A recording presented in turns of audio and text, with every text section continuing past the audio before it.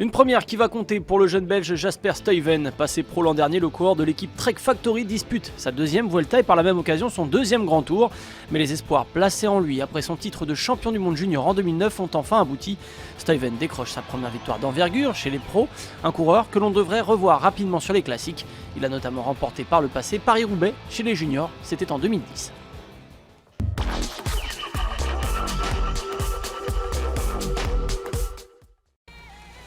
Pas de grosses difficultés aujourd'hui sur les routes de la Vuelta, un profil plongeant vers Murcie, un tracé qui n'a pas facilité la sortie des baroudeurs en début d'étape, un début d'étape cadenassé. Tout se jouant dans cette 8e étape lors de la double ascension de l'Alto de la Cresta del Gallo.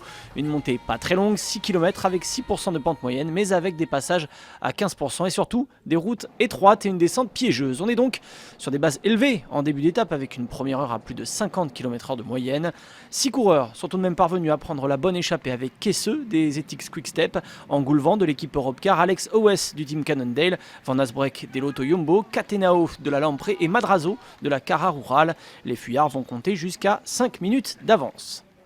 Dans le peloton, la nervosité est importante et une lourde chute survient à 50 km de l'arrivée.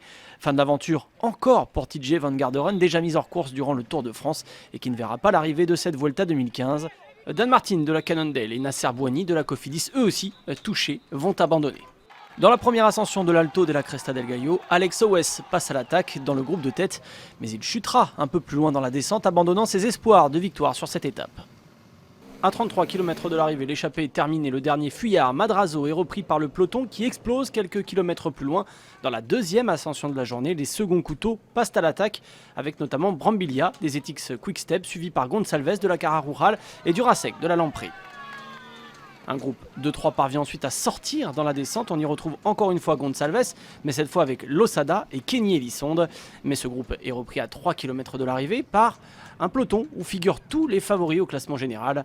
Pour la victoire d'étape, en revanche, c'est un peu plus flou. Peter Sagan, qui avait fait l'effort, chute à 8 km de l'arrivée.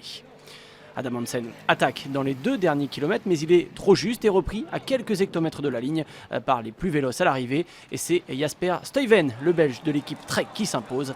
Il devance Peyo Bilbao et Kevin Reza.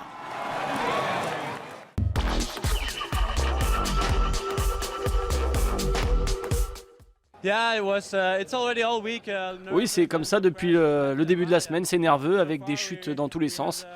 On a eu de la chance jusque-là, mais aujourd'hui, on était tous impliqués dans la chute. D'ailleurs, notre leader Frank Schleck est tombé et il a perdu beaucoup de temps. C'est dommage. Quand vous êtes tous à terre, vous perdez l'avantage de rouler en équipe. C'est vraiment dommage pour Frank, mais je suis heureux d'avoir pris la victoire pour moi et pour toute l'équipe.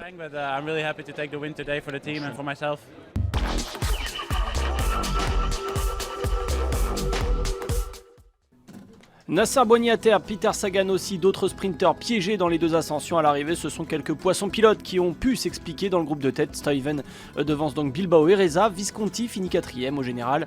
Pas de changement, les leaders se marquent et aujourd'hui personne n'a perdu de terrain. Chavez, lui, continue cette Vuelta avec le maillot rouge de leader. Demain, place à une deuxième arrivée en sommet dans cette Vuelta 2015, un nouveau col de première catégorie qui devrait faire des écarts au général. L'arrivée sera jugée à l'Alto des Puig Llorenza après 168 km de course. Une dernière montée avec des passages à 20% qui auront de quoi effrayer les coureurs, le tout dans un décor de carte postale avec la Méditerranée.